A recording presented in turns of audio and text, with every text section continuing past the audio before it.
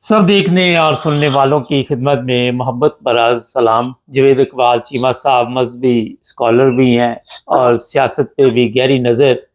इनसे मैंने कहा आज प्रोग्राम एक करते हैं। पाकिस्तान के कई इलाके जो हैं वो इस वक्त गर्क हो चुके हैं और हर तरफ पानी है। दूसरी तरफ जो गवर्नमेंट है वो दौरे कर रही है, चक्कर लगा रही है, मगर जब कौमों ने लंबे अरसे के लिए ना कोई सोच विचार की हो, ना कोई डैम बनाए हो, ना कोई ऐसा सिस्टम बनाया हो, तो मेरा ख्याल है कि बाद में पछताया ही जा सकता है। चीमा साहब ये बताइए कि इतने साल गुजर गए पाकिस्तान बने हुए और हर 10-20 साल बाद इस तरह का सैलाब आता है। ना गवर्नमेंट ने कभी इसके बारे में सोचा, ना किसी और ने सोचा, क्या वजह है इसकी? ये बड़ा अहम सवाल है। अस्सलाम वालेकुम रहमतुल्लाहि व बरकातहू। मुबारक साहब, वालेकुम। सवाल तो आपका बहुत अहम है। इसमें तो कोई शक नहीं कि इस कौम ने आज तक इस बारे में क्यों नहीं सोचा, क्यों कोई मनसूबाबंदी क्यों नहीं की गई और क्यों हम जो है पीछे रह गए हैं। उसकी सबसे बड़ी वजह यह है मुबारक साहब कि बेसिकली हम पहले दिन से कौम बने ही नहीं, हमें कौम बनने दिया गया ही नहीं। हमें हजूम है, हम we are crowd, we are not nation. हम एक कौम की तरह इस पूरे माशरे के अंदर दुनिया के नक्शे के ऊपर नहीं उभरे। हमें एक रेवड़ है, हजूम है, बकरियों का रेवड़ है, जानवरों का रेवड़ है, और जो चरवाहा है वो उसके हाथ में डंडा है। और शुरू से इसको सियासतदानों ने नहीं चलाया, इसको जर्नैलों ने चलाया। अब फौज का नाम बदनाम होता है, जर्नैल के में फौज से होता है तो फौज का नाम आ जाता है। सारी फौज बदकार नहीं है, सारी फौज बगैरत नहीं है। असल में एक जर्नैल खेलता है इस कौम की तकदीर के साथ और उसी की मर्जी और मंशा चलती है।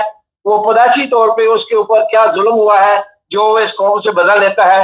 हर जर्नैल ने यही किया। वो या तो किसी सासे कमतरी का शिकार था, या किसी गरीब घराने से था, या किसी और मुआशी परेशानी में था, उसकी अपनी कोई मजबूरियां थी, या सेक्सुअल प्रॉब्लम था उसका, कोई जनाई था, कोई जानी था, कोई शराबी था, कोई जुआरी था।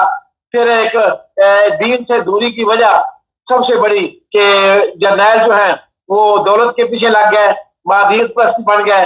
तो कुछ तो हमारा अपना ही हाल ये था, कुछ दुश्मनों ने भी हमारे साथ कुछ ऐसा खेल खेला कि इन जर्नैलों को अपनी मुट्ठी में बंद किया और इनसे रिमोट कंट्रोल की तरह अपना काम लिया। तो पहले दिन से हमें ये हाँक रहे हैं और इन जर्नैलों की वजह से ना तो कोई सियासतदान जो उठ सका, जो भी उठता था उसको कुडे लाइन लगा दिया जाता था।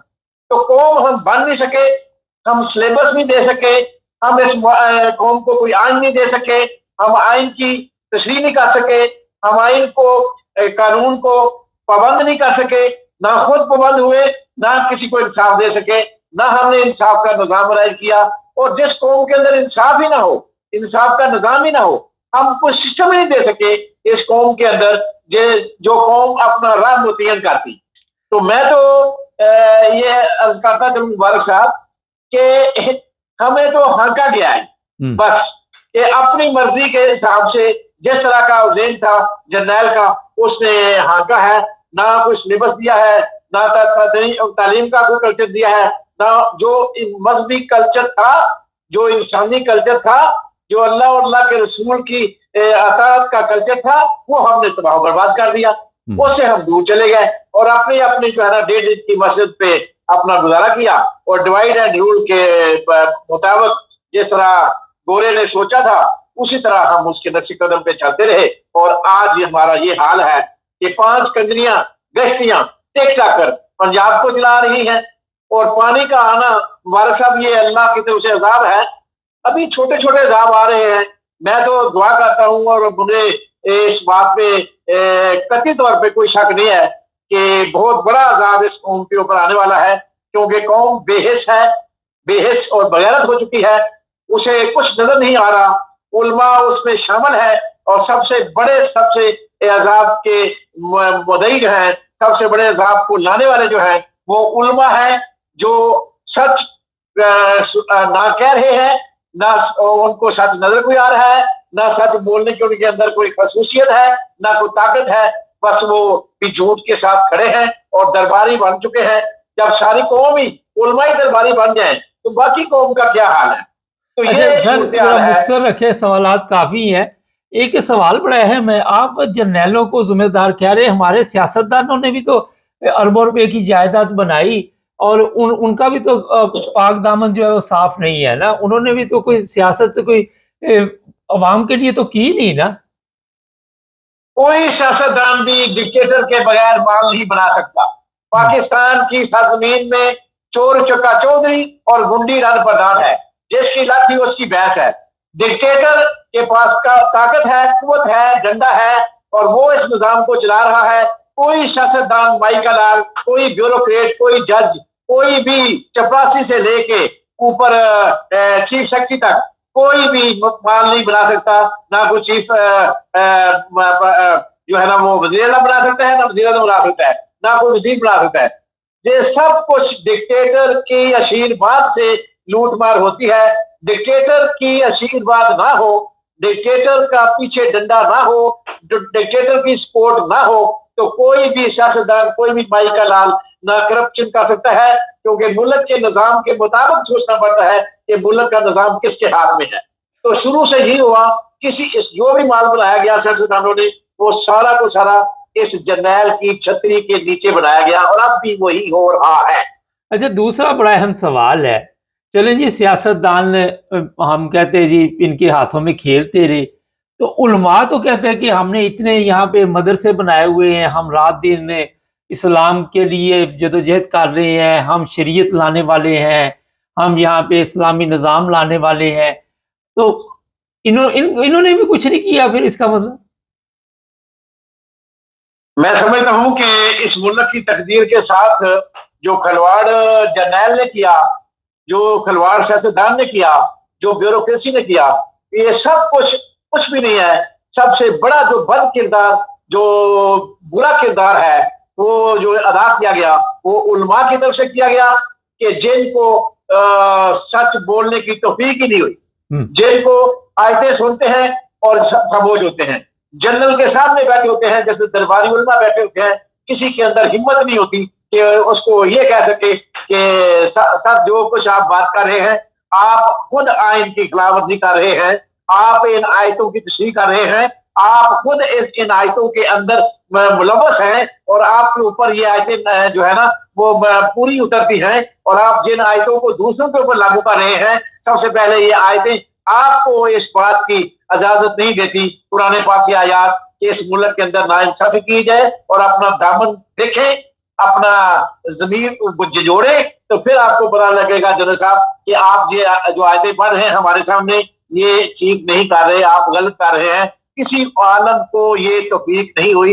इसलिए मैं समझता हूँ मुबारक साहब इस मुल्क को बेड़ा गर्क कर किया है। ठीक है, जर्नैल ने किया है, मगर उलमा का किरदार इसमें बहुत बड़ा अहम है और उन्हीं की वजह से इस मुल्क में अजाब आ रहा है और मजीद अजाब आएगा।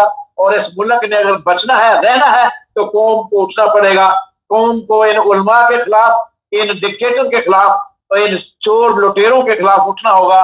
मगर अफसोस है मुबारक साहब, इस वक्त जो अजाब आया हुआ है, जो कुछ मुल्क के अंदर हो रहा है, तहरीके इंसाफ खुद भी उसके अंदर इतने बेगैरत लीडर हैं कि अभी तक इस निजाम के साथ वाबस्ता है। मेरी समझ में ये नहीं आता ये क्यों अदालतों में पेश होते हैं जबकि वहां इंसाफ मिलना नहीं है, ये क्यों असेंबली में बैठे हुए हैं, मुझे नहीं समझ। अच्छा, अगर केपी के जी क्या कहने लगे, बात पूरी कर ले। केपी के मैं कह रहा था कि अगर केपी के में बरिस्टर साहब जैसे बगैरत और अली अमीन गंडापुर जैसे बगैरत ना होते, जिन्होंने तहरीके इंसाफ को, इमरान खान को बहुत बड़ा नुकसान पहुंचाया है, बल्कि इस कौम को इस वक्त जरूरत थी एक एहतजाजी तहरीक की, और उस तहरीक को अगर नाकाम बनाया है तो इस बरिस्टर साहब जो चमचा है, जो बिल्कुल टूट है जर्नैलों का, उसकी वजह से, और ये चला रहा है केपी के। अगर केपी के हुकूमत चाहती तो इमरान खान कब के रहा हो चुके होते और इस मुल्क के अंदर इंकलाब आ चुका होता। अगर केपी के हुकूमत आज फैसला कर ले कि वफाक को हमने चने चुमाने हैं तो कोई मसला नहीं, ये वफाक एक दिन भी नहीं ठहर सकता, 72 घंटे भी केपी के सामने नहीं ठहर सकता। मगर अफसोस कि हमारे घर को आग लग गई, हमारे घर खुद अपने चिराग से, ये अपने इमरान खान का साथ देने वाले लोगों ने इमरान खान को तने तरह छोड़ा है, वो तने तरह अकेला लड़ रहा है, और ये सारे बगैर तमाशगीर इमरान खान के फोटो के ऊपर वोट लेके और असेंबली में बैठे हुए हैं, और अभी तक असेंबली के साथ चिपके हुए हैं। तो मुबारक साहब, एक बात और करना चाहूँ, ये कचरे का ट्रक है, ये कचरे का ट्रक है जो बड़ा मुफीद साबित हो रहा है। ये सोने और हीरे की कार है, चोरों के लिए, लुटेरों के लिए, जर्नैलों के लिए। ये कचरे का ट्रक है जो खत्म ही नहीं हो रहा, और जैसे सारे ये तमाशबीन मुस्तफीद हो रहे हैं, तब लोगों की बंदरमाश हो रही है, कौम के मुंह पे तमाचा है ये तमगे के वजीरों ने एक वजीर भी बताए कि किस कारकर्दगी के ऊपर उसको तमगा दिया गया। इसका मतलब है कि शोएब भगपत के उनकी क्या कारकर्दगी थी इस पाकिस्तान के अंदर। जो झूठ बोलेगा, जो बेईमान होगा, जो बकबक करेगा और जो फजूल बकवास करेगा, जो लोगों के ऊपर तोहमतें लगाएगा, जो रिश्वत लेगा और जो माल बनाएगा, वो कामयाब है। क्योंकि डिक्टेटर इस तरह के लोग चाहते हैं कि इनके सामने खड़ा ना हो। मैंने आपको पहले भी कहा था, वो याद करें मेरा पिछली बातें, मैंने कहा था ये कुछ भी नहीं होगा, ये एक्सटेंशन लेट के देंगे। मैंने आपको पढ़ लें, सारे नाज़रीन को बता दें कि हमने आपके प्रोग्राम के ऊपर ये कहा था कि ये सरासंड है, जो कुछ ये आगे से नोटिफिकेशन की जो है ना डिफेंस कर रहे हैं कि नहीं जी हमने नहीं करना और ये है वो है, ये लेट गया। और ये ऐसे ही होना था, इसलिए कि चोर की दाढ़ी में छिपता चोर का क्या है, जो लुटेरा है उसकी फाइलें खुली हुई है, उसको पता है कि भाई नोटिफिकेशन नहीं करूंगा तो जेल में चला जाऊंगा। ये क्या है, इनकी बात क्या है। जो ईमानदार आदमी है ना वो खड़ा होता है। इसका मतलब है उलमा भी बदकिरदार हैं, ईमानदार नहीं है, जो खड़े नहीं हो सकते निजाम के सामने। एक शख्स है जो खड़ा है इस मसूदा निजाम के सामने, उसका नाम है इमरान खान यार। अच्छा सर, मुख्तसर लंबा हो गया प्रोग्राम थोड़ा, ये बताइए आपको नजर आ रहा है कि वहां पे अजाब आया हुआ है, मुझे नजर आ रहा है, अवाम को क्यों नहीं नजर आता? ये निजाम कुदरत है। मैं क्योंकि दीन का थोड़ा सा पहले दिल हूं, तो मैं आपको ये बताऊं कि ये निजाम कुदरत है जिसको हमने समझे ही नहीं आज तक। अवाम अवाम क्या डिलीवर करेगी? अवाम को तो बेहिस बगैरतों ने बना दिया हुआ है। अवाम तो अगर निकलती तो कब के सारे मसले हल हो चुके होते। जद्दोजहद निजाम कुदरत है कि जिस तरह की अवाम होगी उसी तरह के जो है ना चोर लुटेरे जालिम हुक्मरान मुसल्लत किए जाएंगे। ये निजाम कुदरत है कि जद्दोजहद के बगैर कोई मसला हल नहीं होता। हम चाहते हैं कि मनो सलवा उतर आए और खुद बहुत ही सारा काम ठीक हो जाए, अकेला इमरान कर ले, ऐसे नहीं होगा। ऐसे नहीं होगा। एक खड़ा है मगर जब तक कौम नहीं निकलेगी उस वक्त तक कुछ नहीं होगा। अच्छा सर, ये बताइए कि तौहीन मजहब के केस में लोगों को वहां पे जेल में डाला जा रहा है, आपस में ऐसी रंजिश बन चुकी है और फिर मैदान में आ जाते हैं। पिछले दिनों आपने देखा होगा मोहम्मद अली जो मिर्जा है, उसको भी 295 के तहत जेल में डाल दिया गया। तो एक तरफ अजाब की हम बातें करते हैं, दूसरी तरफ हम कहते हैं सबसे ज्यादा मजहब पे हम अमल कर रहे हैं, तीसरी तरफ FIR कोई भी जा किसी के खिलाफ कटवा देता है, कभी किसी के खिलाफ। ये क्यों? ये यूरोप में ऐसे नहीं है, अरब ममालिक में ऐसे नहीं है, सिर्फ हमारे मुल्क में लोग मजहब की तौहीन के लिए पैदा हुए हैं। उस सारी बातों का मुबारक साहब एक ही उसका जवाब है कि जब हमारे यहाँ कोई आइन और कानून है ही नहीं है, हमारे यहाँ कोई अदालत है ही नहीं है, हमारे यहाँ कोई निजाम है ही नहीं है, एक सिस्टम ही नहीं है। जो एक शख्स है वो जिस तरह चाहता है उस मुल्क को भागता है, हजूम है, we are a crowd and we are not a nation. जब किसी कौम के पास कोई आइन ही ना हो, उसके पास कोई अखलाकियात ही ना हो, ना वो कुरान को माने, ना अपने नबी को माने, और ना वो किसी पाकिस्तानी कानून को माने, कानून है नहीं तो मानेगा कौन? इसलिए हर बंदा अपने अपने मुफादात के साथ वाबस्ता है और वो जी हजूरी में लगा हुआ है कि वो एक शख्स है, वो कहता है कि बस ये होगा। जिस तरह वो कह रहा था ना उसका टाउट फैसल बाडा कि बस जो सामने आएगा लटा दिया जाएगा, रौंद दिया जाएगा। तो यो हो रहा है, एक जालिम एक फरौन बन चुका है, उसके सामने किसने? चले, बहुत शुक्रिया आपका। लोग समझते कानून की पाबंदी नहीं है, जब वो कानून को रौंद रहा है तो फिर दूसरे क्या करे? दूसरे को तो कुछ आ रहा ही नहीं है। ये है सूरत। बहुत शुक्रिया चीमा साहब। नहीं, ये थे जवेद इकबाल चीमा साहब मैनचेस्टर से, और बातें ज़बरदस्त है। और जो हालात आज वो कौम पे गुजर रहे हैं, आपको सबको नज़र आ रहा है कि वहाँ पे अज़ाब इलाही है, कहीं भूख है, अफलास है, सैलाब है, कभी ज़लज़ला आ जाता है, कभी सियासत, ये अगर इधर से बचेंगे तो इनको उठा लिया जाएगा, इनके घर बर्बाद कर दिए जाएंगे, कभी इनकी फसलें तबाह कर दी जाएगी, कभी इनके साथ कोई सलूक होगा, कभी इनकी वीडियो बनेगी, कभी इन्हें नंगा किया जाएगा। मगर बात वही है, इस्लामी जमहूरिया पाकिस्तान और इस्लाम का किला, ये 2 लफ़्ज़ आपने नहीं बोलने। चीमा साहब ने ज़बरदस्त बातें की कि जब कवानीन ही नहीं मौजूद, जो मर्ज़ी जिसके ऊपर जिस तरह मर्ज़ी तो इन्हें मज़हब डाल दे, जो मर्ज़ी डाल दे, कोई पूछने वाला नहीं आप।